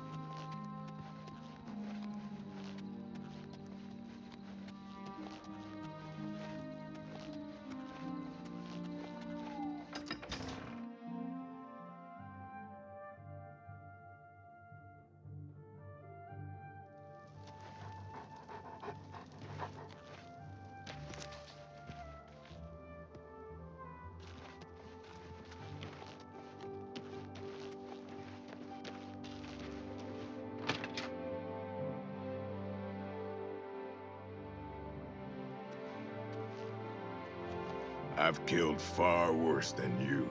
Be seeing you. Hello. You haven't seen my sons, have you? They went off into the forest to fight those monsters, and I'm worried about them. That's so sad. No doubt. I'm through talking to you. How are you? Hello, my sons. Have you seen my sons? Yes, Rallis and Antis. They're going to fight off the creatures at our farm, but I fear for their safety. For the last few days, we've suffered attacks from these creatures at our farm not far from Coral. They're coming from someplace in the Great Forest. I don't know where, but Rallis may know more by now. My boys will take up the fight, even if the guards won't. Doesn't matter if it's outside the town walls, it still affects us all. They expect me to go with them, but I fear in my old age I'm not the warrior I once was. Would you go in my place? Yes, I'll help. Somehow, I knew you'd do the right thing. I'm supposed to meet them at Wayne Priory. You'd best get whatever supplies you need now, so you can get there in time. I need a drink to calm my nerves. Please, excuse me. An honor to serve you.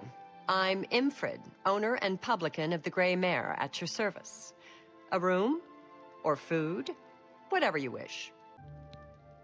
In Coral, we don't think much about what goes on in the Imperial Palace. But these murders, the Emperor and all his sons dead? What's next? Everyone's talking about the assassination, of course. Here, take my copy of the new Black Horse Courier. Go ahead, keep it. The old fellow? At Wayne Priory? It's a small community outside the walls, southeast of the Coral Gate on the Black Road. You have to admit, this is a good place to live. Friendly folks, I think. Take care. I don't think merchants are open until the morning. Please, don't waste time speaking to an old man. Go and help my sons.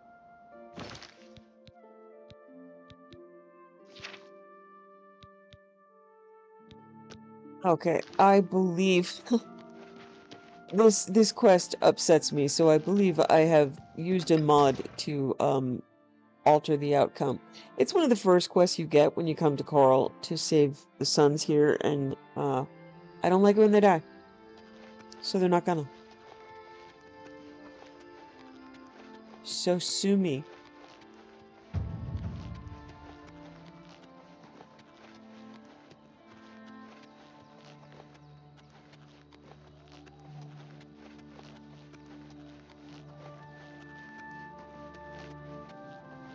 Why isn't Father here? He knows how important this is. What do you mean he's not coming? He told you to come with us instead. Has he no honor? The Mythic Dawn have been leaving notes in Talos Plaza. I hope no one believes their lies. I'm afraid I have no time for small talk, friend. I'm waiting for my father, Valis Odile. Have you seen him in town by any chance? He is not coming with us. I think I understand. And it is better that he remains safe. Though I wonder why he asked you to take his place. You would join us, though you have no personal stake in this fight? An honorable deed. I gladly accept your help then. There's no point in waiting here any longer. Follow me.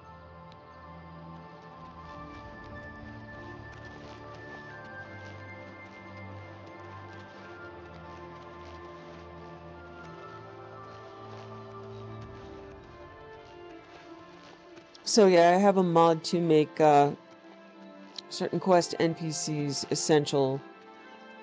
These guys get swarmed by goblins. It's very tough to kill 7 things at once.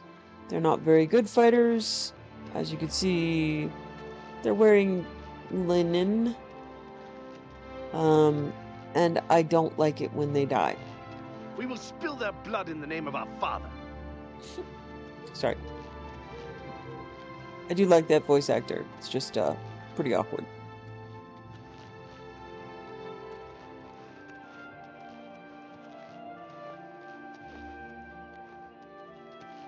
So we go down to their farm. We kill like a bunch of goblins. And particularly on higher difficulties, it's just about impossible to keep them alive. If you come out here and first thing you see in town is this guy, you come out here and goblins slaughter us all. It's not good. Ooh, flowers. Flowers and mushrooms.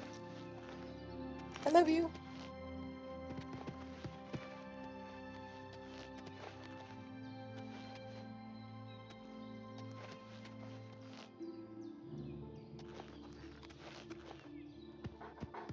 Come on, baby boy.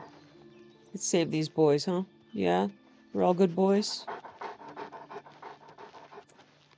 Now, I'm so traumatized if these guys die, so...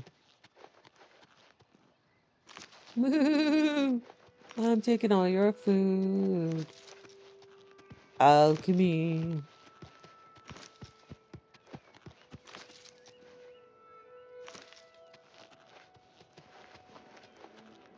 Got potatoes and carrots. Killing field, we've arrived at Odile Farm. I need to help Antis and Ralis Odile defeat the creatures that have been plaguing their home. So they might not be able to fight Filthy sometimes. vermin. They might go Stay down on their focused. knees, Watch your back. and so And might be the careful. puppy. Antis, are you ready? You guys need to fix your fences. Good lord. Defend yourselves. Here they come.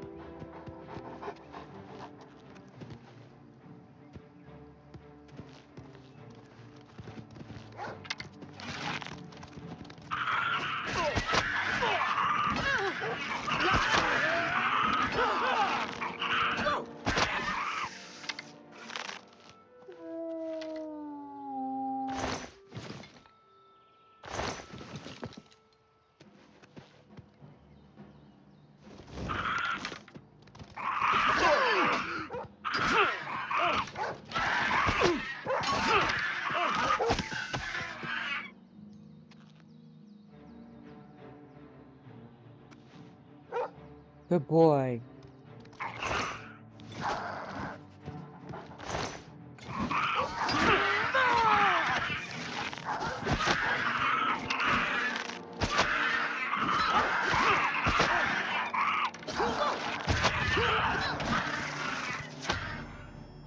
Goblins have been defeated. I should return to Carl and tell Vanis Odile his sons are safe. Yeah, I won't have it any other way. I simply won't.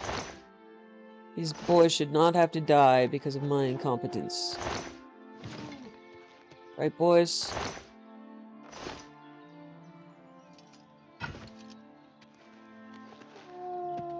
Good job, Clancy. Good boy. Yeah, the weapons drop on the ground instead of in the body. Since I'm not really going to be changing my weapons out much. What? Ah, it's a shield. I'm not really going to be terribly worried about it. Okay, boys. Oh, they're already gone. Okay. So, back to Coral. I'm gonna go tell his dad that everything's okay because I do not like. I mean, I had to mod it. It's pretty impossible on higher difficulties to keep them alive in any way whatsoever. Me children are starving. Please help. Me children will thank you for your help. Have a coin. Thank you, kind lady. I understand the Fighters Guild is hiring new members. Not bad work for some folks. Blessings of Anu upon you. When they redid the game, they had that actor. I think his name is John something. He's all through. I mean, he's in Mass Effect. He's in Skyrim, and he's on Elder Scrolls Online. He does some great characters. But he's not great at the British accent.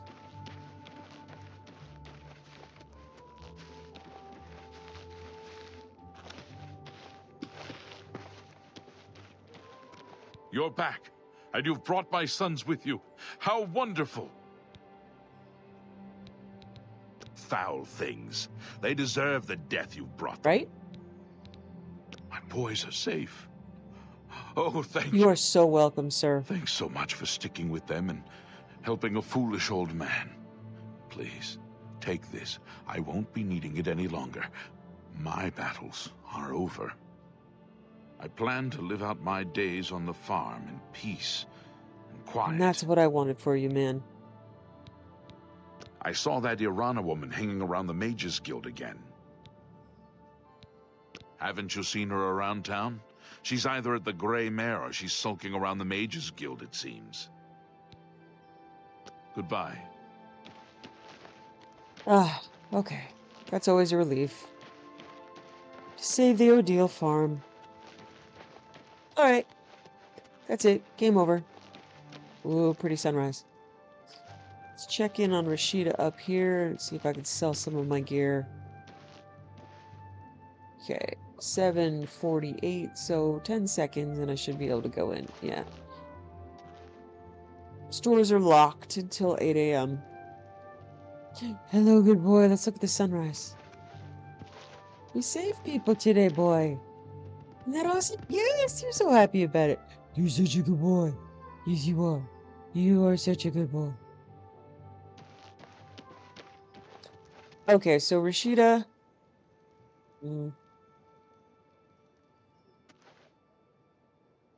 I should be able to go in at 8, right?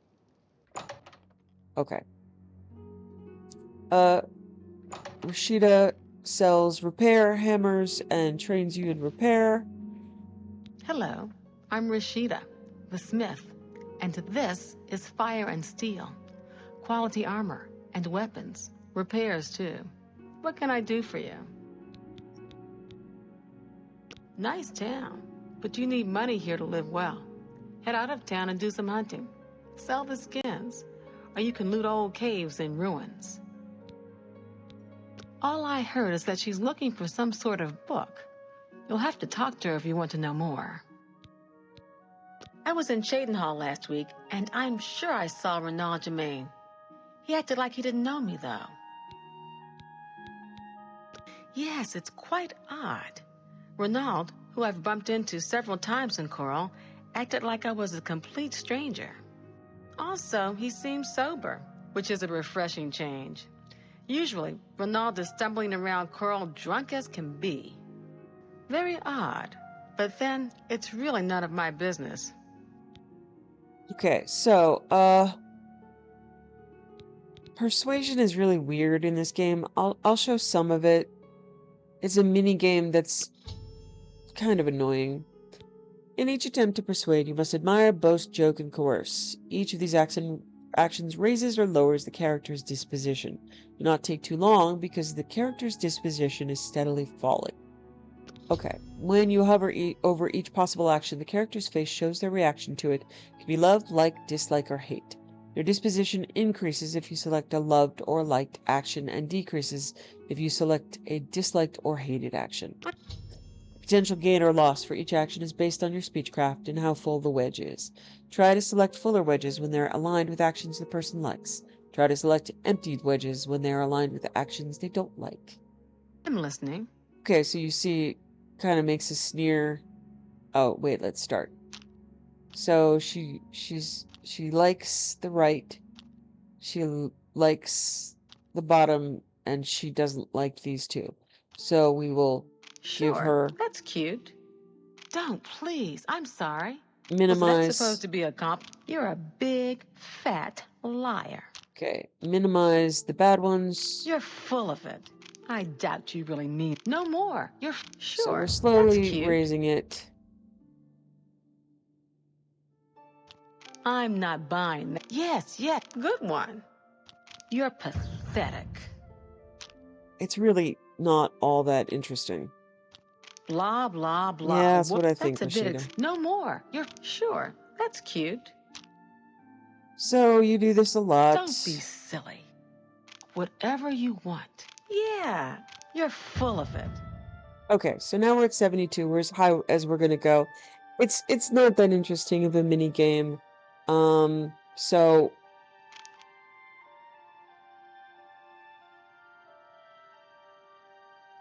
I'll cut that out in the future, although I probably will be doing persuasion on most NPCs. It's just not something you need to watch.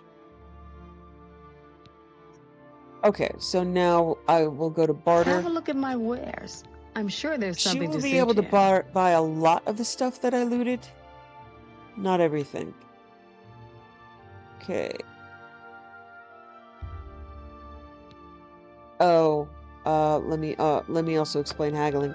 So you go to haggle, and you try to set the price. So if you look at this, it would be difficult to buy items that are 150% of their value, difficult to sell them at 74. I have to accept, like, pretty low. She's an expert mercantile person whose disposition is at 72. If you want to raise your haggle skill, you have to raise it at least a little bit. So I'm going to raise it a little bit, see if she'll accept buying something. Okay, yeah, she'll buy it. You drive up. So I'm going to sell off. That seems a fair. Everything. Slowly, my good mercantile skill will go up. You've made.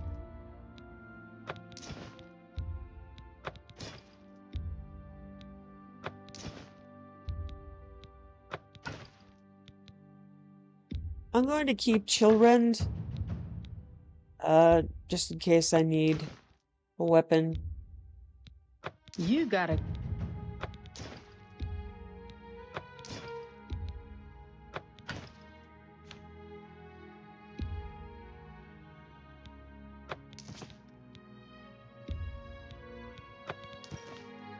So this is the very exciting, cell game things. I'll show you how it works, and then mostly I'm going to cut this out.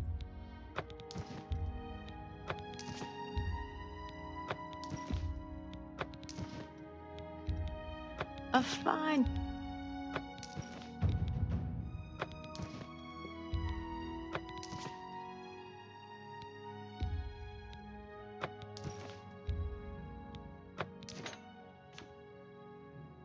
So she won't buy anything from alchemy. She will buy bear pelts, though. I'm going to sell some of my gems. You gotta. That's a fair deal. A fine transaction.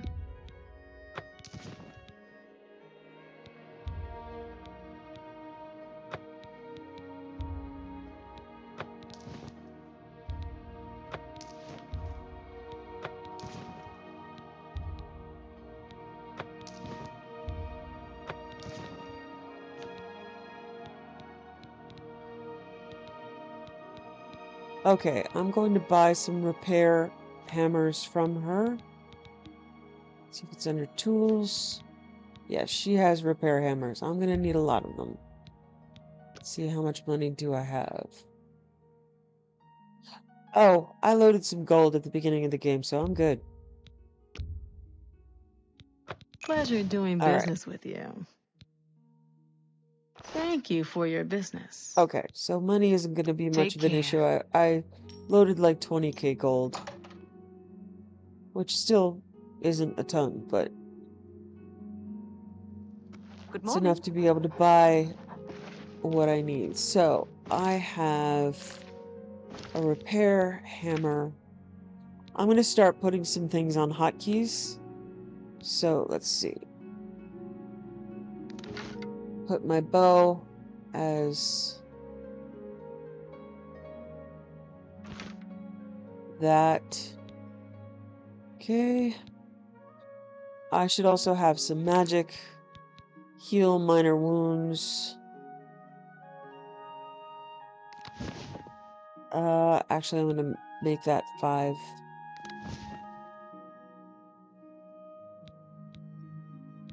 Clairvoyance at 6. And I have a magic torch, which is very nice.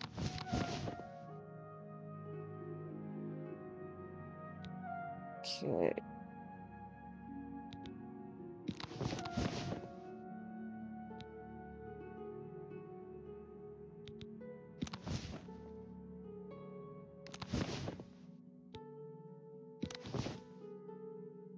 Oh, I am so confused. Okay. Clairvoyance is 6.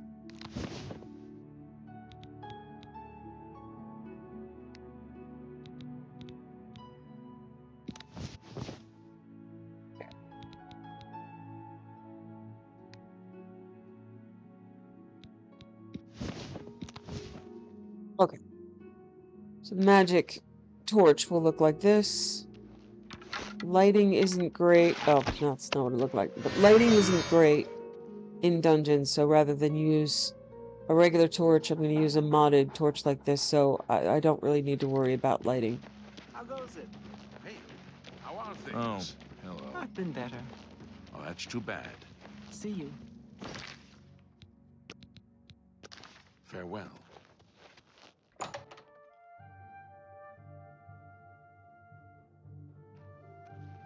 Okay. Greetings, citizen. Is there something I can do for you? Are you perhaps interested in joining the Mages Guild? Join the Mages Guild. Well then, it's no small matter. Membership in the guild is quite an honor, but also a responsibility. Do you wish to join the guild? Yes, I want to join the guild. Very well. You are now an associate of the Mages Guild.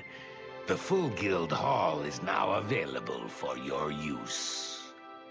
You'll need a recommendation from each local guild hall in order to advance further. Until then, the Arcane University will be closed to you. Welcome to the guild, and good luck to you. Recommendation. I'm afraid I can't just write one out of hand. That would be against protocols, you see. If perhaps you can clear up a small matter involving Irana, you can prove your loyalty to the guild and earn my recommendation.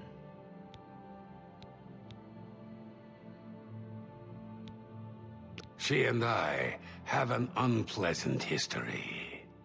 She does not care for guild regulations and errantly believes I am misusing my powers. I have seen that she is in town. Though she has not approached me, I know she wants something. I would like you to find out what it is. Determine what she's after, and how we may be rid of her. I do not want her here, spreading her lies. The Arcane University is the seat of the Mages Guild in Cyrodiil. Located in the Imperial City, it houses the leaders of our guild. It's good that you've joined one of our local organizations. It helps you make the right connections. We're all better off now that necromancy has been banned from the guild. It's just safer that way. The Mages Guild has made more than a few enemies since necromancy was banned. Okay. Make haste. I wish to be rid of Erana as soon as possible. All right. So we got our puppy. We got our torch. See? Well met, guildmate. See? Hello, Guildmate. It's awesome. What's happening? I saw a mud crab a couple of days ago. Ugly little animals. So we will stop here in the creatures. safety of the Mages Guild, and when we get back, Well met. we will learn all What's new about with you? Irana. I saw some mud Thank crabs. you for joining me. I steered